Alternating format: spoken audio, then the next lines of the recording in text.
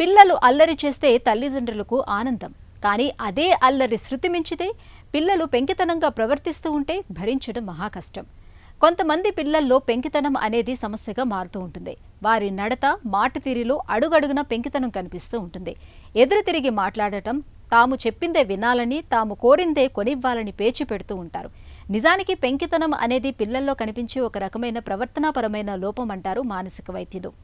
పిల్లల్లో పెంకితనాన్ని తెచ్చిపెట్టే కారణాలు, వాటికి పరిష్కార మార్గాల గురించి డాక్టర్ని అడిగి ఇప్పుడు తెలుసుకుందాం.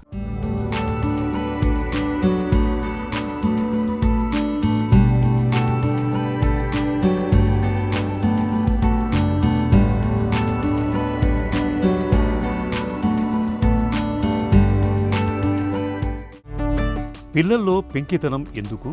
కారణాలేంటి?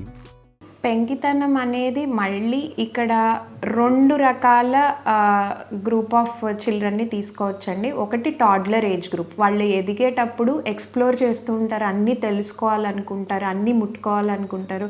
మనం వాళ్ళకి డేంజర్ ఉన్నప్పుడు వద్దు అని చెప్పినప్పుడు కూడా వాళ్ళు పెంకితనంగా బిహేవ్ చేయొచ్చు.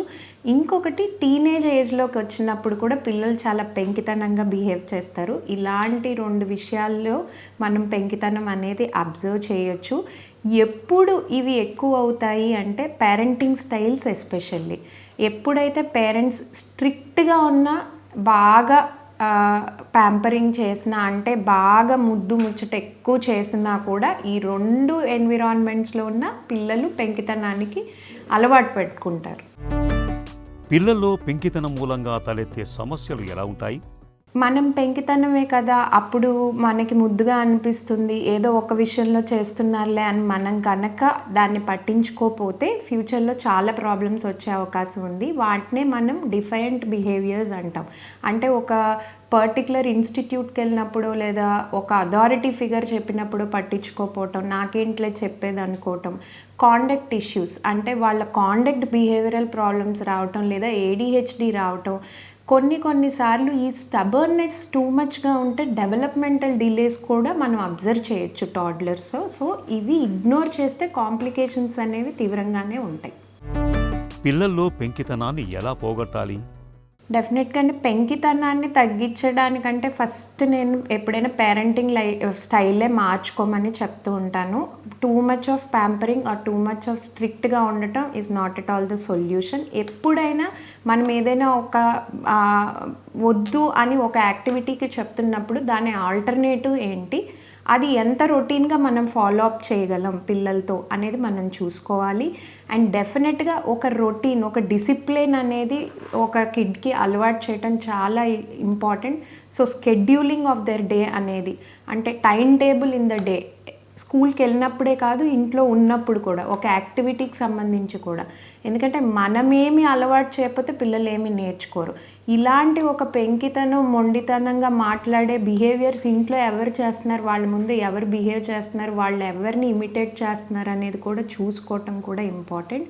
దాంతోపాటుగా కోప్పడటమో లేకపోతే గసురుకోవటమో లేకపోతే పనిష్మెంట్స్ ఇవ్వటమో కన్నా కూడా గుడ్ వర్క్ చేసినప్పుడు పాజిటివ్ రీఎన్ఫోర్స్మెంట్, అప్రిషియేషన్ చేయటం కూడా అంతే ఇంపార్టెంట్. అది కూడా మనం హైలైట్ చేసుకోవాలి. అండ్ మనం ఇచ్చే ఇన్స్ట్రక్షన్స్ కూడా వాళ్ళకి క్లియర్ అండ్ స్మాల్ ఇన్స్ట్రక్షన్స్ ఇచ్చుకుంటే చాలా బెటర్. అది ఒక టెక్నిక్ మనం యూజ్ చేసుకోవచ్చు. ఇంకొకటి స్ట్రెస్ ఫ్రీ ఎన్విరాన్మెంట్ అనేది క్రియేట్ చేసుకోవటం. ఎప్పుడైనా ఒక చైల్డ్ ఒకటి ఎక్స్ప్లోర్ చేయాలి అన్నప్పుడు మనం రెఫ్యూజ్ చేస్తే, నో నువ్వు ఇది చేయొద్దు, ఇది కాదు, అది కాదు అని చెప్పినప్పుడు వాళ్ళు ఇంకా వాళ్ళు ప్రూవ్ చేసుకోవటానికి చేస్తారు. సో మీరు నెగోషియేట్ చేయటం, మీ స్కిల్స్ని డెవలప్ చేసుకోవటం, నెగోషియేషన్ మీ బేబీతో అనేది కూడా చాలా ఇంపార్టెంట్గా మనం చూసుకోవచ్చు. పిల్లల్లో పెంకితనాన్ని తగ్గించేందుకు వైద్య సహాయం ఎప్పుడు అవసరం? అగైన్ పిల్లల్లో బాగా స్టబర్నెస్ ఎక్కువైపోయి వాళ్ళు స్కూల్ ఎన్విరాన్మెంట్ కానీ లేదా రిలేటివ్స్ హోమ్కి వెళ్ళినప్పుడు లేదా ఒక సోషల్ గ్యాదరింగ్స్లో ఉన్నప్పుడు వాళ్ళ పర్ఫార్మెన్స్ మీద కనుక ఎఫెక్ట్ అయితే అటువంటి సిచ్యువేషన్స్ని మనం చాలా సీరియస్గా తీసుకోవచ్చు. ఇంకొకటి, మీరు ఎన్ని స్ట్రాటజీస్ వాడినా డెవలప్మెంట్ కనిపించట్లేదు, ఇంప్రూవ్మెంట్ కనిపించట్లేదు, దెన్ డెఫినెట్గా ప్రొఫెషనల్ హెల్ప్ తీసుకోవాలి.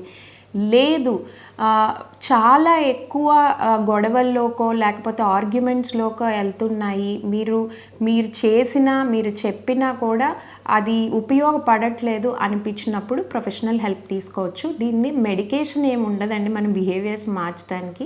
డెఫినెట్గా థెరపీ అనేది ఉంటుంది. దాన్ని మనం కాగ్నిటివ్ బిహేవియరల్ థెరపీ అంటాము.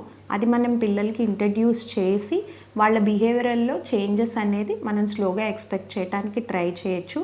ఇలాంటివి చేసేటప్పుడు పేరెంట్స్ మీరు కూడా మీ యొక్క సైకియాట్రిక్ కండిషన్ని కానీ సైకలాజికల్ కండిషన్ని కానీ దృష్టిలో పెట్టుకొని మీరు కూడా రిలాక్స్ అయ్యి మీరు దాన్ని ఎలా కోపప్ చేసుకోవాలి అనేది ఆలోచించడం కూడా ఎంతో అవసరం.